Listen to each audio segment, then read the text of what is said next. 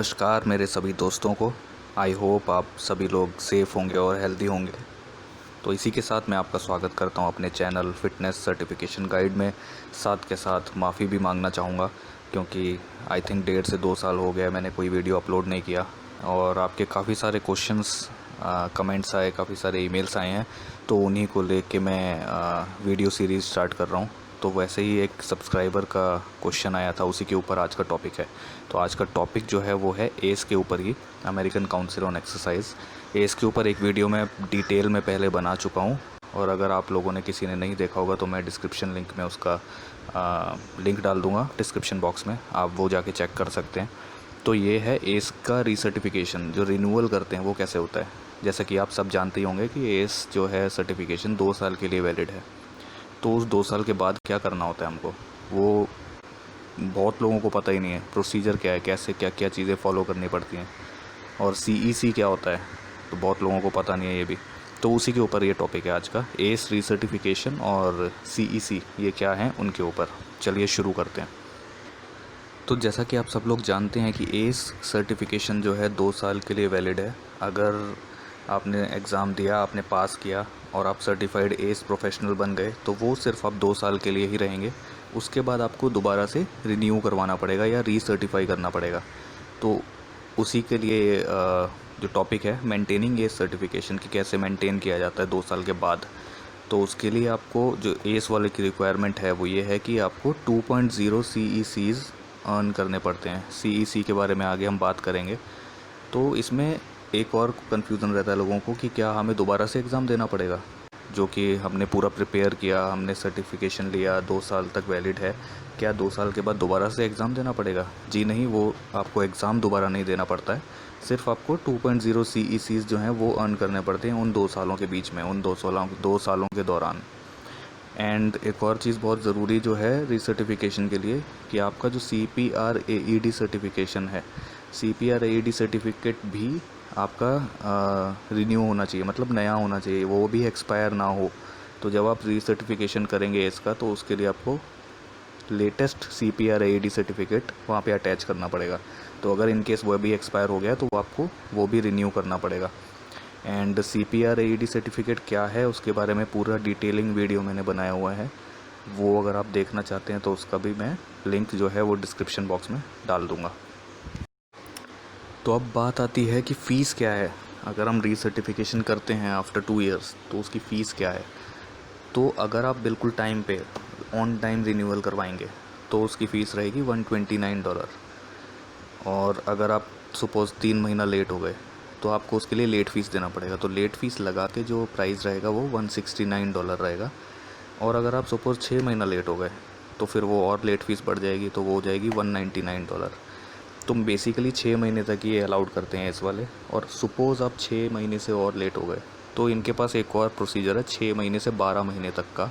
अगर आप उस पीरियड में आते हैं तो उसके लिए आपको स्पेशल केस माना जाएगा और उसके लिए आपको प्रॉपर डॉक्यूमेंटेशन देना पड़ेगा कि वजह क्या रही है। और ऑब्वियसली जो वजह होगी वो सीरियस ही होगी, कोई एक्सीडेंट हो गया या हेल्थ इश्यूज़ हो गए, तो उसके लिए आपको इनको प्रॉपर डॉक्यूमेंटेशंस देने पड़ेंगे। उसके बाद जब ये प्रॉपर डॉक्यूमेंटेशन देखेंगे उसके बाद ये आपको अलाउ करेंगे, तभी आपको 6 महीने से 12 महीने के दौरान अलाउड होगा। और उसकी फ़ीस रहेगी $219। बट ये स्पेशल केसेस में है, ये नहीं कि आपने 6 महीना आपने सोचा चलो अभी बाद में कराते हैं और भूल गए या कुछ भी, तो वो फिर अलाउड नहीं होगा।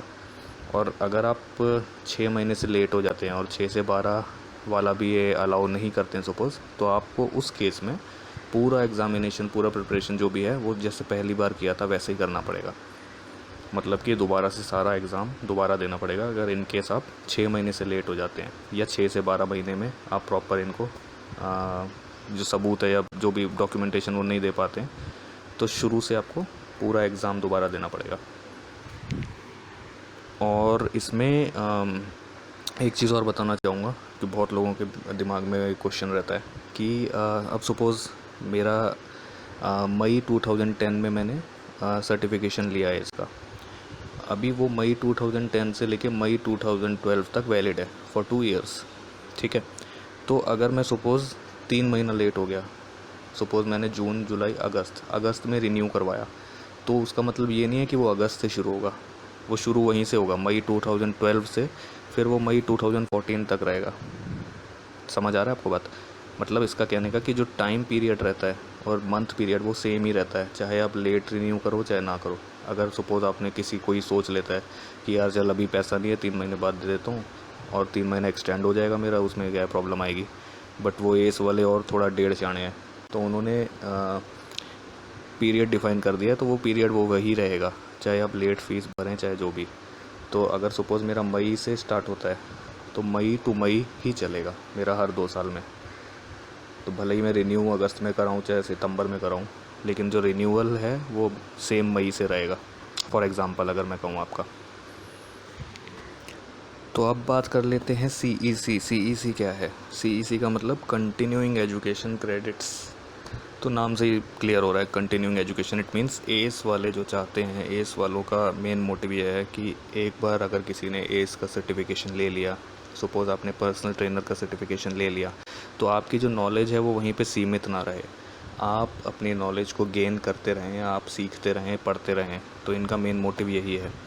तो इसीलिए CEC का मतलब होता है कि आप इनके बहुत सारे कोर्सेज़ हैं जिसमें CEC, जैसे कि मैंने पिक्चर भी डाली है नीचे, आप देख सकते हैं। वर्किंग विद कैंसर पेशेंट्स एक कोर्स है जिसमें आपको 0.1 CEC मिलेगा। ऐसे ही mental and physical exercise for long term stress है, इसमें भी 0.1 CEC मिलेगा।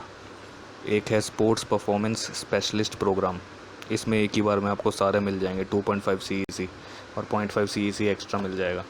तो इट मीन्स कहने का ये है कि आपको बहुत सारे कोर्सेज़ करने पड़ेंगे, चाहे वो आपकी डिपेंड करता है कि आपकी चॉइस क्या है। तो इनकी वेबसाइट पे काफ़ी सारे कोर्सेज़ हैं जो आप चेक कर सकते हैं, और कोर्सेज़ के ऊपर साथ में इन्होंने ये भी लिखा है कि कितना CEC मिलेगा।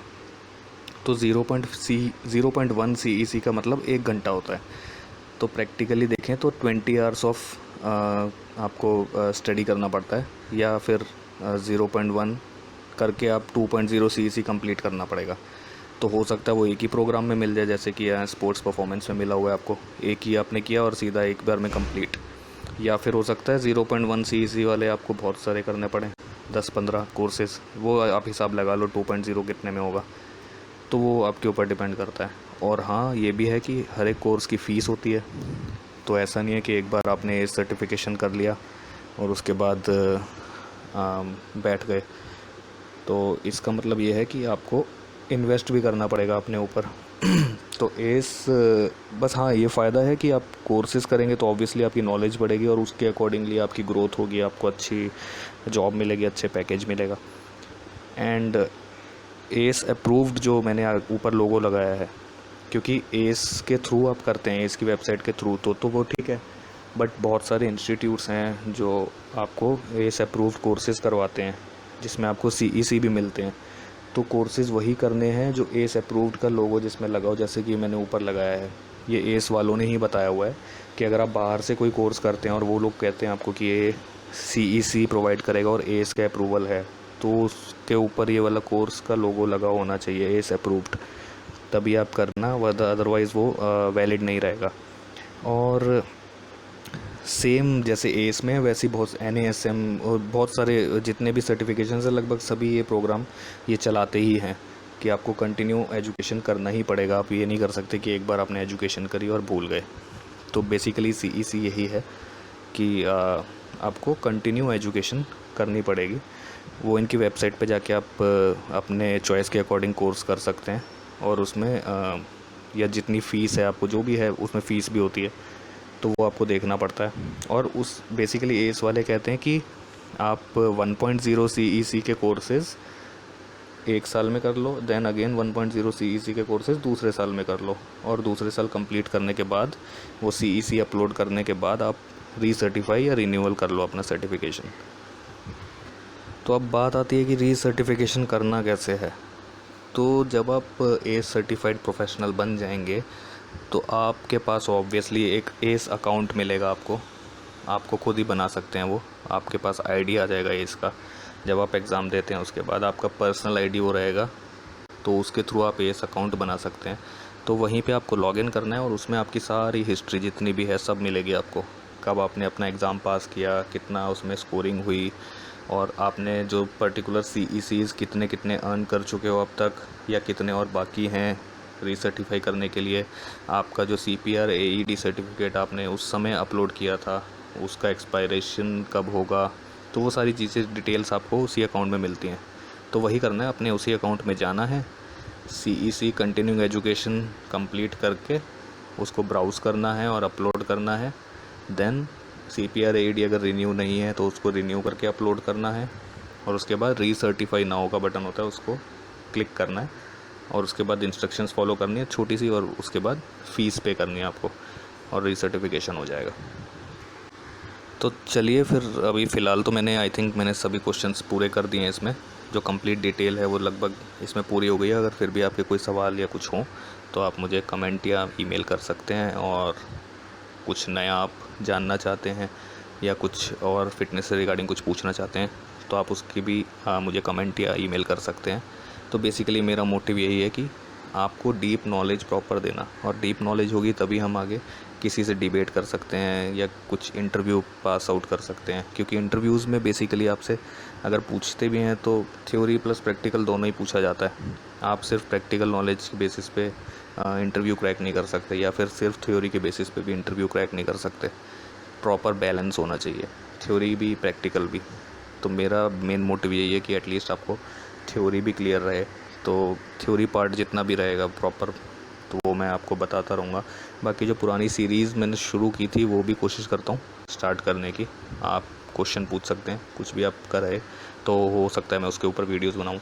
और कुछ क्वेश्चंस और भी रहे हैं जो लोगों के जो बीच में आए थे, उनके ऊपर भी वीडियो बनाता हूँ मैं। चलिए फिर अगले वीडियो में मिलते हैं। ध्यान रखिए, धन्यवाद।